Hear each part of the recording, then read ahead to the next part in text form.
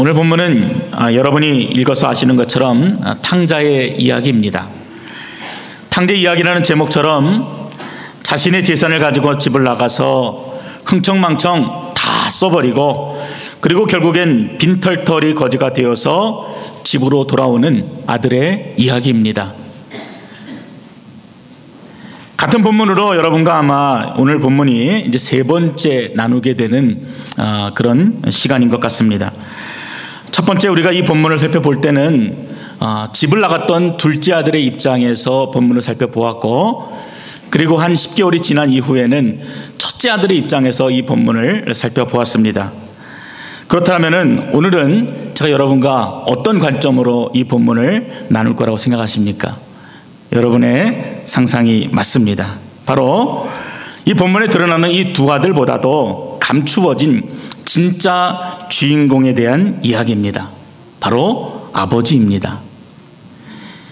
집 나간 아들로 인해서 정신을 못 차리는 아버지, 하염없이 먼 산을 바라보면서 그 못난 아들을 기다리는 아버지, 그것도 모자라서 가진 재산을 모두 탕진하고 거짓골로 돌아온 아들을 누구보다도 반겨주면서 눈물을 흘리고 끌어안고 입을 맞추며 그리고 잔치를 벌이는 아버지 말입니다. 이전에 저희가 두 아들의 이야기를 통해서 우리 자신이 얼마나 죄로 가득한지, 우리 자신이 얼마나 씻을 수 없는 범죄를 지었는지를 같이 깨달았다면, 오늘은 그 아들을 어떻게 하든지 자기 자식을 위해서는 그 사랑을 결코 아끼지 않은 extremely wasteful한 그런 사랑을 극도로 낭비하는 아버지의 마음을 우리가 함께 보고자 하는 것입니다. 신앙을 갖고 사는 것을 우리는 신앙생활이라고 합니다. 신앙은 무엇입니까? 믿고 신뢰하는 것입니다. 그럼 무엇을 믿고 무엇을 신뢰합니까? 내가 구원받은 하나님의 자녀임을 믿는 것입니다. 그리고 나를 부르셔서 그분이 대속죄로 죽으셔서 내가 의롭게 되었다는 것에 대해서 내가 감격을 가지고 그 신뢰를 거기에 두는 것입니다. 굉장히 감격적인 일이죠. 그런데 문제는 우리가 신앙생활을 오래 하면 할수록 그 마음의 감격이 뜨거워지고 새로워지기보다는 어떻습니까? 날이 갈수록 내 마음에 감동이 일어나지 않습니다. 입술로는 하나님을 신뢰한다면서도 실제 내 삶의 자리에서는 아무런 능력이 나타나지 않습니다. 그래서 믿는다는 것이 그냥 내가 막연하게 꿈꿔야 될 이상처럼 그렇게 받아들이며 살아갑니다. 그러나 여러분, 신앙은 현실이에요. 그리고 오늘을 살아가는 것입니다. 뜬구름 잡듯이 이상적인 삶을 살아가는 것이 신앙이 아니라 하나님이 우리를 보내신 그 세상 속에서 살아가는 것이 신앙이고 믿음입니다. 죄로 가득한 이 땅에서 그리스도인으로서 구별된 삶을 살아가는 것이 바로 신앙인 것입니다. 그래서 우리가 성경이 말하고 있는 이 구체적인 사건들을 통해서 내가 무엇을 믿는지, 그리고 내가 믿는 자는 어떻게 살아야 하는가를 늘 깨달아가야 되고 늘 고민해야 되고, 또 그 일들이 내 삶에서 이루어질 수 있도록 늘 간구하는 삶의 자세가 필요합니다. 몇 년 전에 한국의 목회자협의회에서 설문조사를 한 내용이 있습니다. 그러니까 목회자에게 이런 질문을 했습니다. 교인들이 일상생활과 신앙이 어느 정도 일치한다고 평가하십니까? 이렇게 질문을 했어요. 그런데 삶하고 신앙하고 별로 일치하지 않는다, 이렇게 보는 목회자가 79%나 됐습니다. 전혀 일치하지 않는다라고 하는 대답도 8.4%나 됐습니다. 합해 보니까 87%나 되는 목회자가 성도들의 삶이 신앙과 일치되지 않는다고 보는 것이었습니다. 그리고 목회자 스스로도 자신에 대해서 평가할 때 94%나 되는 목회자들이 나는 삶과 신앙이 일치되지 않는다라고 보고 있는 것입니다. 굉장히 충격적인 결과이지요. 어떤 이유를 찾고 원인을 찾기보다는 그 단편적인 내용만 보더라도 우리는 열심히 믿는다고 하지만, 우리는 열심히 산다고 하지만 근본적으로 무엇이 우리 안에 잘못되어져 있다는 것이 보여지는 것입니다. 신앙생활을 오래 해도요, 삶의 자리에서는 여전히 탕자로 살아갑니다. 끊임없이 자신의 쾌락을 쫓아가고 탕진해버리는 그런 둘째 아들로 여전히 우리가 살아가요. 구별되어지지 못해요. 하나님의 백성답게 살아가지를 못합니다. 여러분, 그뿐만이 아닙니다.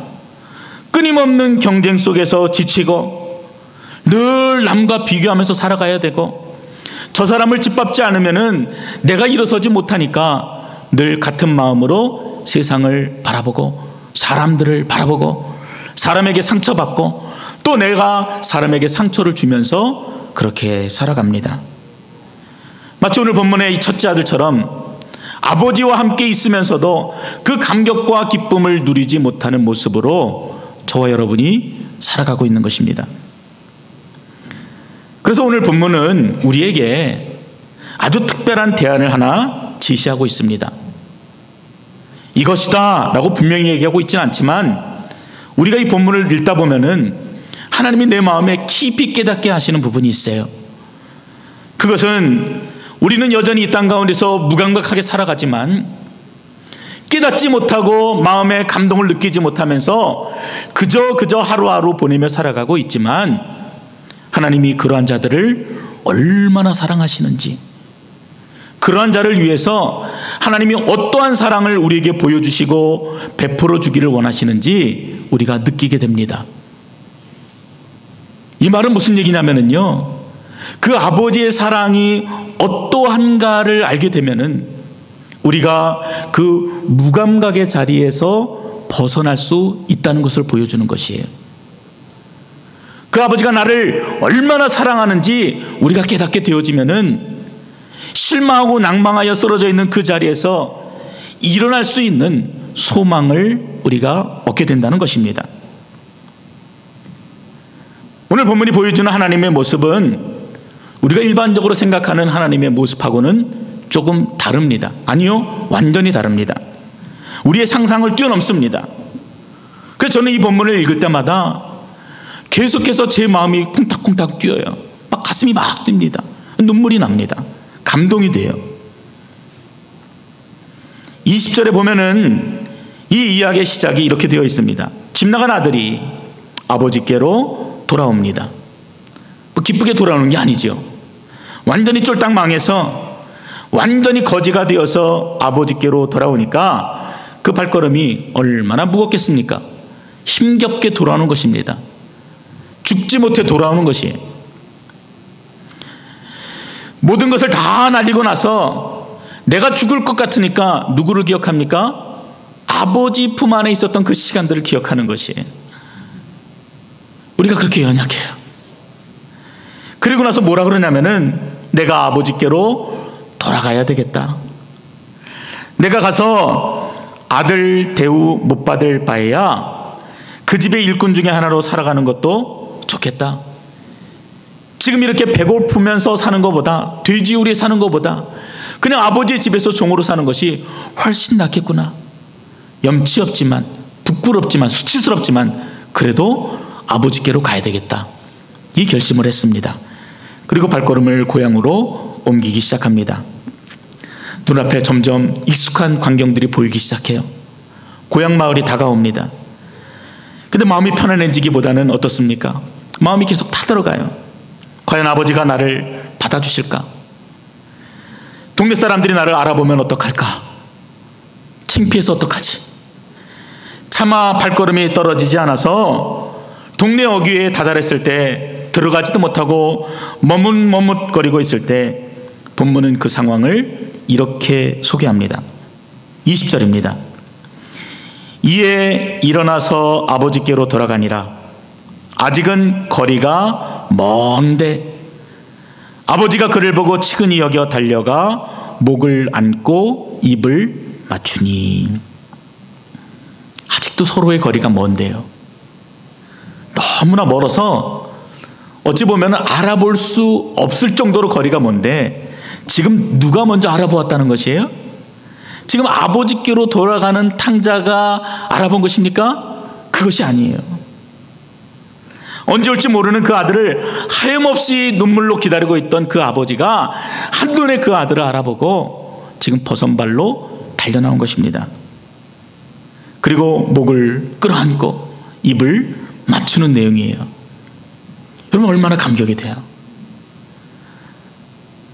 이 본문의 모습은요, 여러분들이 일반적으로 상상하고 있는 하나님의 모습하고는 그래서 달라요. 우리는 하나님 어떻게 생각합니까? 굉장히 엄하신 하나님, 진노하시는 하나님, 심판하시는 하나님, 내가 잘못하면은 어디 요놈 두고 봐라, 그리고 반드시 징계하시는 무서운 하나님으로 우리가 그렇게 생각합니다. 이스라엘 앞에 가로막힌 홍해를 단번에 가르시는 결단력 있으신 하나님, 능력의 하나님, 파워풀 갓. 이스라엘에 침공한 사내립 대군을, 그 18만 5천 명을 하룻밤에 완전히 쓸어버리시고 단 먼지 하나도 남기지 아니하시는 그 무시무시한 하나님, 그렇게 기억하죠. 그런데 오늘 이 본문에 나타나는 하나님의 모습은, 아버지를 통해서 보여지는 하나님의 모습은 전혀 다른 모습입니다. 진노가 아니라 하염없이 눈물을 흘리시는 하나님의 모습입니다.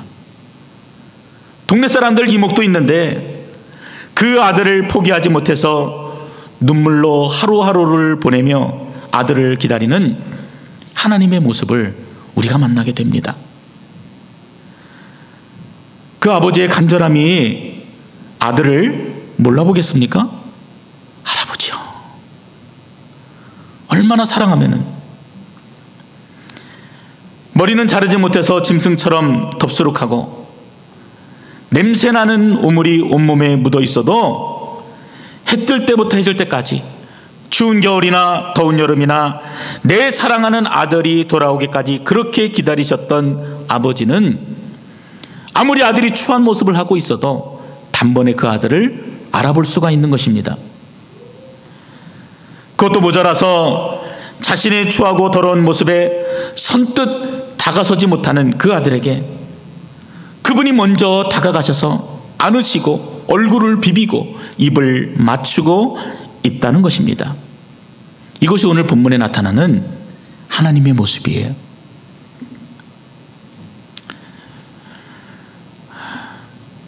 좀 약간 우스운 얘기를 여러분에게 하나 좀 해드리면 좋겠다 생각이 들었습니다. 제가 이런 얘기를 잘 못해요. 그러니까 여러분들 이해하고 받아주시면 될 것 같습니다. 어느 목사님이 주일학교 어린이에게 물어보았습니다. 여리고성은 누가 무너뜨렸니? 그랬더니 아이가 울상이 되어서, 목사님, 내가 무너뜨리지 않았어요, 이렇게 대답을 했어요. 그 목사님 하도 기가 막혀서 그 아이 손을 잡고 교사에게 갔습니다. 아니, 이 아이가 여리고성이 자기가 무너뜨리지 않았다고 울상인데 도대체 어떻게 된 겁니까? 하고 물어봤어요. 그랬더니 교사는 뭐라 그러냐면은, 목사님, 이 아이는 정말 정직한 아이예요. 이 아이 말이 정말 맞습니다, 이렇게 얘기하는 거예요. 목사님이 더 기가 막혔어요. 그래서 이번에는 이 교사를 이끌고 교육 담당 장로님께 끌고 갔습니다. 그리고 이제는 좀 화가 났어요. 장로님, 지금 우리 교회 교육이 다 무너졌습니다. 아니, 어떻게 이 아이는 여리고성을 자기가 안 무너뜨렸다고 울상이고, 또 이 교사는 아이 말이 맞을 거라고 하니 이게 말이 됩니까? 그러자 장로님의 얼굴이 사색이 되었습니다. 그리고 이렇게 말했습니다. 목사님, 이미 무너진 것은 어쩔 수 없으니 우리 교회가 물어주기로 하죠. 제가 금액의 반은 확실히 책임지겠습니다, 이렇게 얘기했다 그럽니다. 우스운 얘기예요. 그냥 웃으셔도 됩니다. 근데 제가 이 이야기를 보면서 이 안에 일반적으로 우리가 이해하고 또 어떤 문제가 닥쳤을 때 이 문제를 해결하는 그런 일반적인 모습들이 담겨져 있다라는 것을 보게 됩니다. 남자들이 그렇죠. 어떤 감정보다는 무엇이 중요합니까? 이 문제 해결이 중요해요. 그러다 보니까 지금 이 문제를 해결하는 남자들의 입장은 지금 아이의 감정보다도 아이의 상처보다도 지금 이 닥쳐있는 이 문제를 어떻게 해결하는가에 집중되어져 있습니다. 우리가 그렇게 하나님을 본다는 거예요. 인간이 잘못하면은 진노하시는 하나님, 그리고 심판하시는 하나님. 그런데 오늘 본문에 나타나는 아버지의 모습은요, 이처럼 잘못에 대해서 정확하게 판단해서 징계하시는 모습이 아니라 오히려 그 아이의 감정을 어루만져 주시는 그런 하나님을 만나게 됩니다. 자신이 여리고성을 무너뜨리지 않았다는 것을 믿어주지 않는 그 어른들의 행동에 상처받은 아이를 지금 끌어안고 위로하고 계시는 것입니다. 인생에서 지치고 방황하고 실패하고 낭망하여서 여러분이 그렇게 하나님 앞에 돌아왔을 때 여러분은 어떤 하나님을 기대하십니까? 그 하나님이 내게 무엇을 해주기를 원하세요? 여러분의 잘못을 일일이 얘기하시면서 책망하시는 하나님 만나기 원하십니까? 아마 그렇지 않을 거예요. 내가 절망의 늪에서 허덕일 때, 그리고 사람들 앞에서는 강한 척 보여지지만 남몰래 눈물을 흘리며 하나님 앞에 무릎을 꿇을 때, 그 하나님으로부터 여러분은 어떤 모습을 기대하십니까? 오늘 본문의 모습이죠. 수고하고 무거운 짐진 자들에게 아무것도 묻지 아니하시고 그냥 그렇게 어깨를 두드려 주시는 하나님을 우리가 만나게 됩니다. 아들아, 힘들지? 괜찮아. 걱정하지 마라. 아무런 염려하지 마라. 이미 그분은 모든 것을 다 아시기 때문에 그 아시는 하나님께서 친히 내가 있는 그 자리로, 고통의 자리로 내려오셔서 나를 안아주시고 내게 입을 맞추어 주시는 것입니다. 그 아버지가 바로 여러분의 아버지 되심을 믿으시기 바랍니다.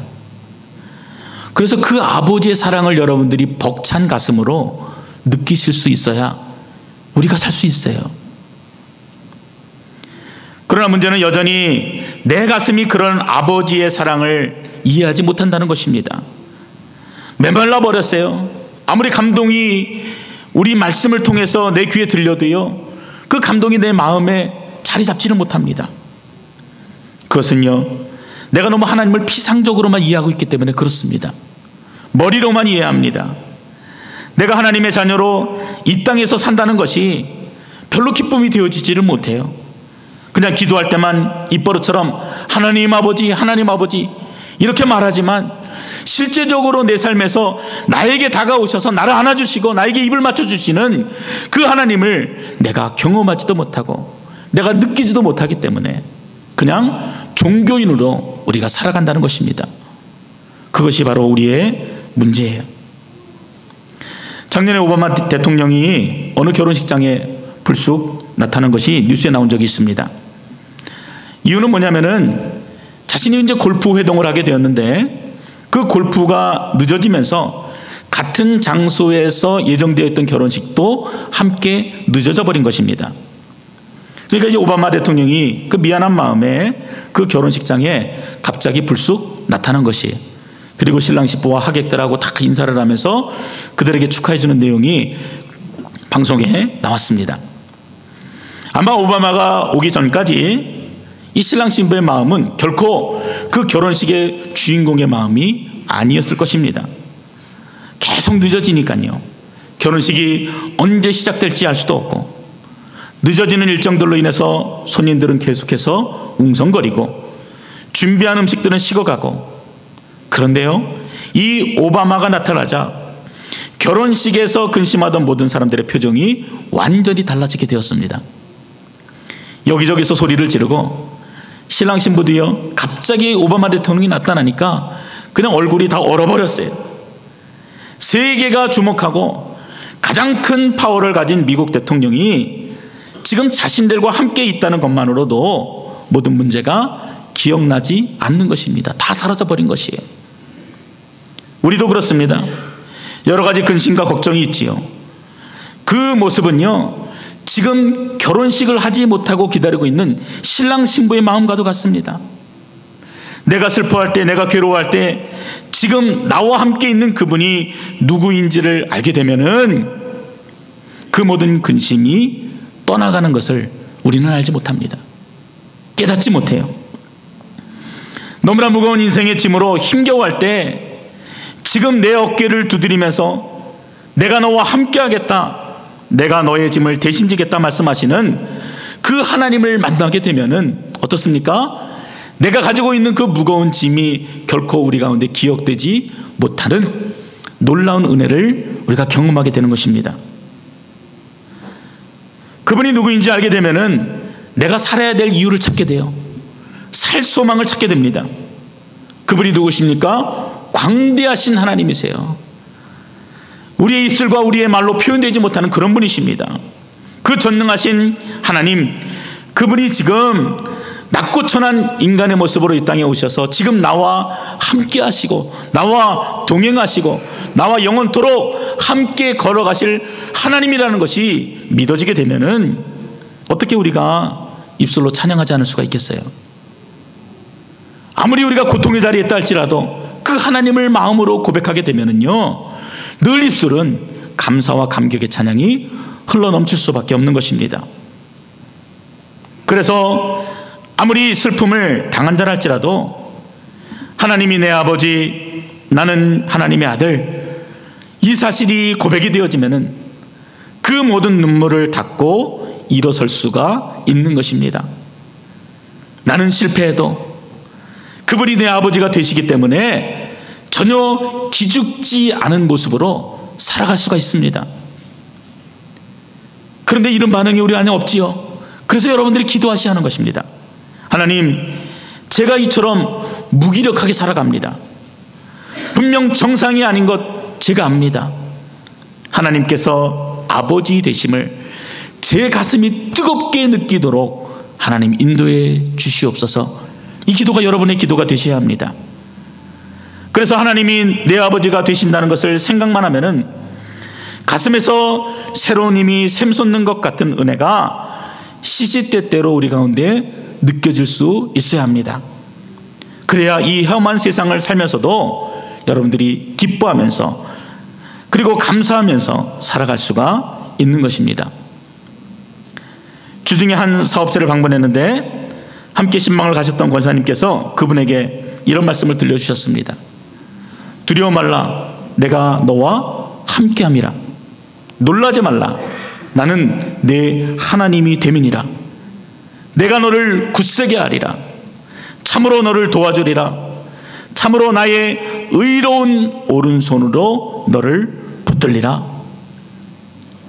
이 하나님을 느끼시고 이 하나님을 입술로 고백하시고 그 하나님께 신뢰를 두시는 여러분 되시기를 주의 이름으로 축원드립니다. 우리가 그 하나님을 만나게 되면은 우리의 태도가 달라지게 되어 있습니다. 오늘 본문에 나타나는 모습은 그분 앞에 엎드리는 모습이에요. 어떻게 그 사람을 깨닫게 되는데 온몸에 전율이 흐르지 않을 수가 있어요? 찬송이 멈추지 않습니다. 끊임없이 내 안에서 추악한 모습들이 발견되어져도 내 안에 함께 계시는 그 주님으로 인해서 입술의 고백은 감사와 기쁨의 고백이 되어집니다. 21절에 보면 아들이 이렇게 고백합니다. 아들이 이르되 아버지, 내가 하늘과 아버지께 죄를 지었사오니 지금부터는 아버지의 아들이라 일컬음을 감당하지 못하겠나이다. 충분히 공감이 됩니다. 제가 그 입장이라도 그렇게 얘기할 것 같아요. 뭐 무슨 면목이 있어서 아버지가 주시는 것을 내릴름 다 받을 수가 있겠어요? 근데요, 지금 이 적당한 책임과 체벌은 자신의 잘못에 대해서 보상적인 심리를 제공한다는 것이 문제입니다. 학교 성적을 엉망으로 받게 되면은요, 우리가 어떻게 됩니까? 집에 와서 뭐 회초리를 맞던, 저 같은 경우는 엎드려 뻗쳐를 하던 이렇게 체벌을 받게 돼요. 그러면은 우리가 느끼는 건 뭐냐면은요, 내가 잘못했다, 내가 돌이켜야 되겠다라는 마음보다는 내가 잘못한 일에 대해서 응당한 벌을 받았다는 것으로 마음이 위안을 삼습니다.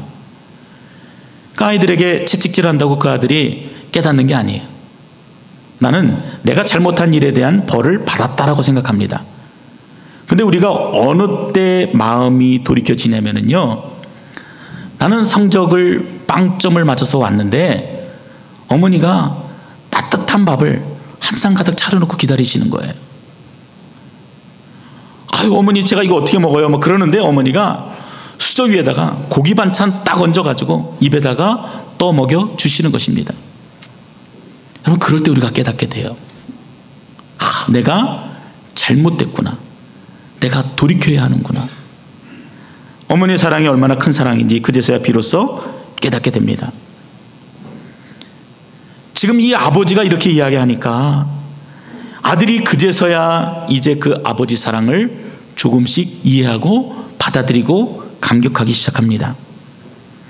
물론 아들을 만난 아버지도 그 마음의 기쁨을 결코 숨기지를 못하십니다. 아들이 들고 나간 제사는 이미 잊은 지 오래입니다. 그 아들이 실패한 것도 무능력한 것도 돼지우리의 역겨운 냄새도 아무것도 느끼지 못하고 오직 그 눈에는 살아 돌아온 아들만이 보이는 것입니다. 22절에서 24절의 말씀인데 우리가 함께 읽어보겠습니다.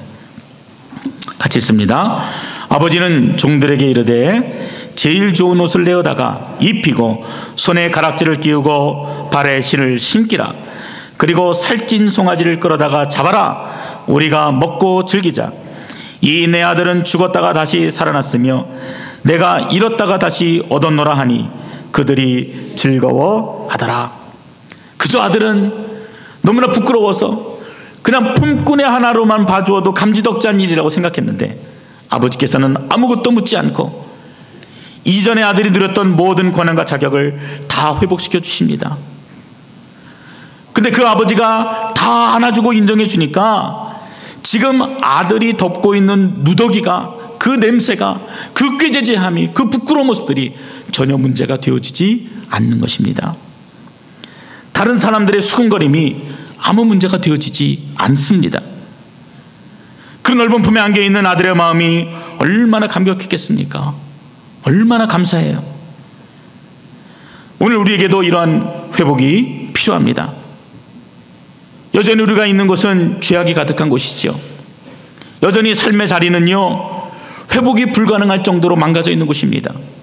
그런데 그분이 그곳에서 나와 함께 동행하고 또 내가 그분의 품 안에 있다는 확신과 기백으로 우리는 살아갈 용기를 얻게 되는 것입니다. 그 크신 아버지의 품 안에 있으니 그 아버지의 품이 주는 평안함을 깨닫게 되니 지금 내가 처한 상황이나 환경이나 고통이나 두려움이나 걱정이 눈에 들어오지 않는 것입니다. 무엇이 보입니까? 지금 내 눈앞에 있는 아버지의 품이 보이는 것입니다. 처음 예수를 믿었을 때 감격이 식어지셨습니까? 첫째 아들처럼 좀 안다고 신앙생활을 오래 했다고 이런저런 불평으로 살아가십니까? 여전히 자신을 뒤덮고 있는 더럽고 추악한 것들로 인해서 절망하며 탄식하며 살아가십니까? 오늘 말씀으로 그 우리를 품에 안으시고 좋은 옷과 신발을 신기시며 가락지를 끼우시고 송아지를 잡아서 잔치를 벌이시는 그 주님을 만나는 그 회복의 은혜가 여러분 안에 넘치시기를 주의 이름으로 축원드립니다. 마지막으로 더 감격적인 것은요, 손에 있는 가락지보다도 좋은 신발을 신는 것보다도 맛있는 송아지 고기를 먹는 것보다도 더 큰 감격이 오늘 본문에 기록되어져 있습니다. 그것은 아버지와의 깨어진 관계가 회복이 된다라는 것입니다. 친밀함의 회복입니다. 31절과 32절에 보면은 아버지가 이르되 이에 너는 항상 나와 함께 있으니 내 것이 다 내 것이로되 이 내 동생은 죽었다가 살았으므로 내가 잃었다가 얻었기로 우리가 즐거워하고 기뻐하는 것이 마땅하다 하니라. 아들과 아버지가 함께 있어서 즐거워하고 기뻐하는 것이 마땅한 것이 되었다는 것이에요. 마땅이라는 단어가 얼마나 감격이 됩니까? 자격이 없다고 생각했는데요, 내가 그 크신 하나님과 함께 있는 것이 마땅한 일이 되었다라고 그렇게 기록합니다. 백악관을 그냥 한 번만 가도 감지덕지고 감격일 텐데 내 마음대로 그곳을 마음대로 드나들 수 있는 자격으로 완전히 회복이 되어졌다는 것입니다. 모든 신분과 자격이 회복이 되어졌기 때문에 내가 어느 곳에 있든지 어디를 가든지 나의 신분이 결코 변하지 않는다는 것이에요. 높은 산이 거친 들이 궁궐이나 조막이나 내 주 예수 계신 곳이 그 어디나 하늘나라 할렐루야 찬양하세 내 모든 죄 사함받고 주 예수와 동행하니 그 어디나 하늘나라. 감격이죠. 시편 23편에도 다윗이 동일한 찬양을 합니다. 내가 사망의 음침한 골짜기로 다닐지라도 해를 두려워하지 않을 것은 주께서 나와 함께 하심이라. 주의 지팡이와 막대기가 나를 안위하시나이다. 여전히 눈앞에는 근심과 두려움으로 가득하지만 주님이 나와 함께 하신다고 그렇게 말씀하십니다. 이사야서 49장 15절에도 여인이여 젖먹는 자기 아이를 잊을지라도 하나님께서는 결코 우리를 잊지 않으신다 그렇게 말씀하십니다.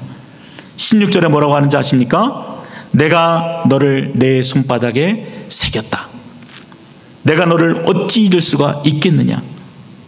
너는 나를 잊어도, 너는 나를 기억하지 못하고, 너가 나를 찾지 않아도 내 손바닥에 새겨진 너를 결코 내가 버리지 아니하고 떠나지 아니할 것이다. 이렇게 말씀하십니다. 그 새겼다라는 그 말씀에는 우리의 고통이 함께 새겨져 있다는 것이에요. 주님이 기억하세요. 우리의 슬픔과 우리의 문제가 새겨져 있습니다. 나의 사정과 처지가 새겨져 있습니다. 나의 죄악이 새겨져 있고, 나의 유혹이 새겨져 있고, 나의 연약함과 나의 부족함과 내가 한 모든 일들이 일일이 다 기억이 되어져서 결코 아버지께서 그 일들을 잊지 아니하신다 말씀하시는 것입니다. 그 아버지가, 그 하나님이 오늘 저와 여러분의 아버지가 되십니다. 그분 안에 있는 참된 평안과 기쁨이 여러분의 그 굴곡진 삶의 자리에 우리가 늘 기억되어지고, 그리고 입술로 찬양되어지고, 상황은 한 치 앞도 내다볼 수 없는 암울한 상황이지만 그 속에서 하나님의 은혜를 기억하고 감격하고 기뻐할 수 있는 여러분 되시기를 주의 이름으로 축원드립니다. 아멘. 기도하겠습니다. 아버지 하나님, 우리가 처한 곳이 어떠할지라도 우리가 하나님의 은혜를 기억하고 아버지 앞에 엎드리는 자에게 주께서 허락하시는 놀라운 은혜들을 우리가 보게 됩니다.